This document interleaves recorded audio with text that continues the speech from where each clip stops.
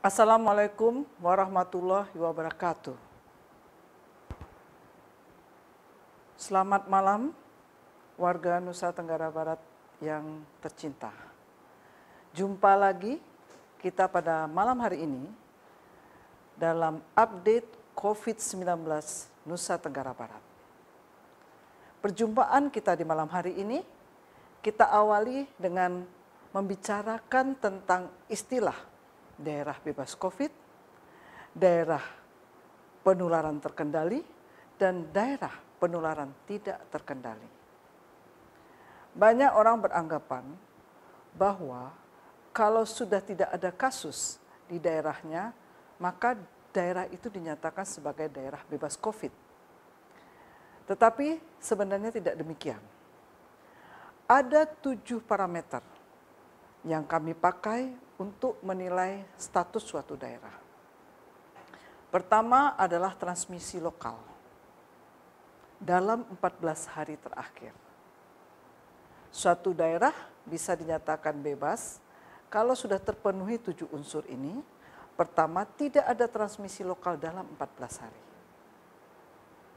Jadi 3 kabupaten kota yang merupakan daerah transmisi lokal, kalau dalam 14 hari masih ada transmisi lokal, mereka bukan daerah bebas COVID. Walaupun mungkin semua pasien di sana sudah sembuh.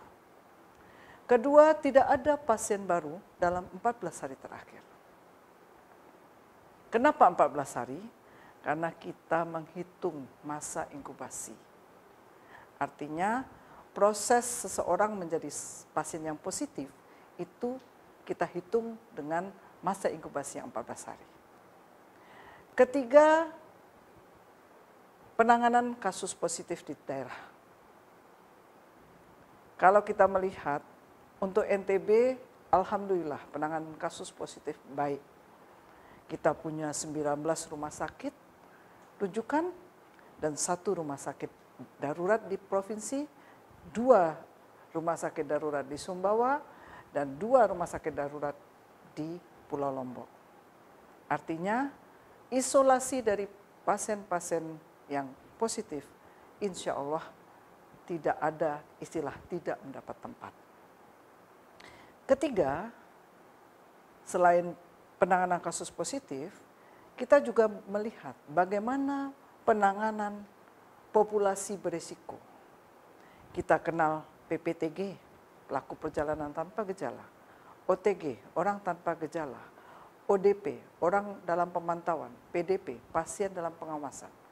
Ini harus sudah tertangani dengan baik dan benar. Kalau dia karantina rumah, karantina mandiri, betul-betul terkontrol karantinanya. Kalau dia berada di tempat karantina terpadu, dia betul-betul terpantau. Sehingga risiko yang bersangkutan menularkan kepada keluarga atau masyarakat sekitar bisa betul-betul dieliminir. Kelima, surveillance penemuan kasus. Ini identik dengan tingginya angka pemeriksaan laboratorium. Kasus-kasus berisiko sebaiknya semua sudah tercover. Semua sudah dilakukan pemeriksaan laboratorium. Dan disinilah salah satu permasalahan kita di Nusa Tenggara Barat. Kita baru bisa lancar memeriksa akhir-akhir ini setelah alat-alat itu ada di kita. Tetapi apakah sudah semua populasi berisiko kita periksa? Masih ada populasi berisiko yang masih sulit untuk dilakukan pemeriksaan. Yang keenam, surveillance faktor risiko.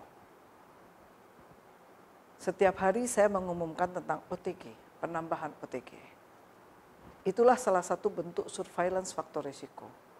OTG, orang yang kontak erat dengan risiko tinggi harus ditemui. Tenaga kesehatan termasuk di dalamnya. Kemudian ODP juga harus tertangkap oleh petugas surveillance. Ini baru bisa kita nyatakan bahwa surveillance faktor risiko kita berjalan dengan baik. Dan terakhir, keterlibatan masyarakat dalam penegakan protokol COVID secara aktif dan konsisten. Ini yang masih menjadi PR kita bersama.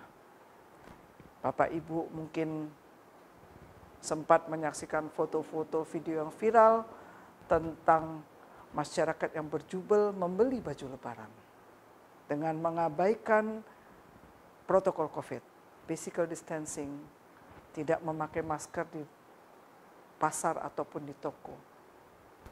Jadi faktor peran serta masyarakat merupakan faktor yang menentukan suatu daerah semakin cepat atau tidak dalam mencapai bebas COVID. Karena itu banyak orang yang merasa daerahnya bebas COVID, daerah saya hijau, kenapa dianggap belum layak? Mari sama-sama kita menguji sendiri 7 parameter tadi ke dalam daerah kita masing-masing. Apakah sudah terpenuhi ke-7 parameter itu? Kalau ke-7 parameter belum terpenuhi, maka daerah Bapak Ibu belum termasuk daerah yang bebas COVID. Belum termasuk daerah yang terkendali dalam penata laksanaan COVID. Inilah hal yang ramai diperbincangkan dalam 2 hari terakhir. Kata-kata daerah terkendali penanganan COVID dan daerah yang tidak terkendali. Saya berharap dengan penjelasan yang kami berikan pada sore hari ini, Bapak Ibu bisa lebih memahami mengapa daerah yang tidak ada kasusnya masih belum disebut sebagai daerah bebas COVID. Bapak Ibu warga NTB yang tercinta, pada malam hari ini tanggal 19 Mei 2020 hari Selasa, kami akan menyampaikan hasil pemeriksaan 3 laboratorium milik Nusa Tenggara Barat, yaitu Rumah Sakit Daerah Provinsi, Laboratorium Rumah Sakit Unram, dan Sains Teknopark Sumbawa. Malam ini ada 230 hasil spesimen yang dilaporkan. Dari hasil tersebut 194 spesimen negatif. 18 spesimen positif hasil evaluasi pasien yang dirawat.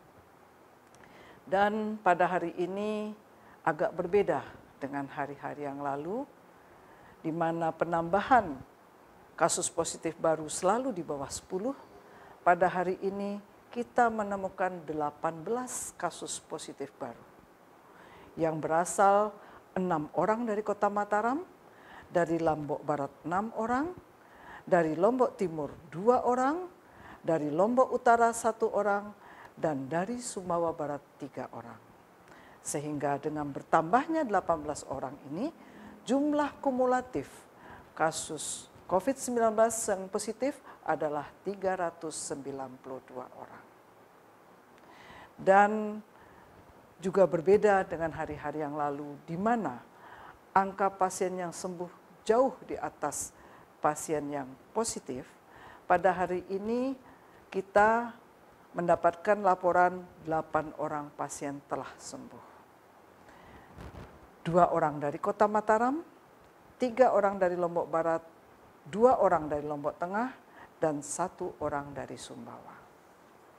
Dengan sembuhnya 8 orang ini, total pasien sembuh di Nusa Tenggara Barat adalah 244 atau 62,2% dari seluruh pasien yang dirawat.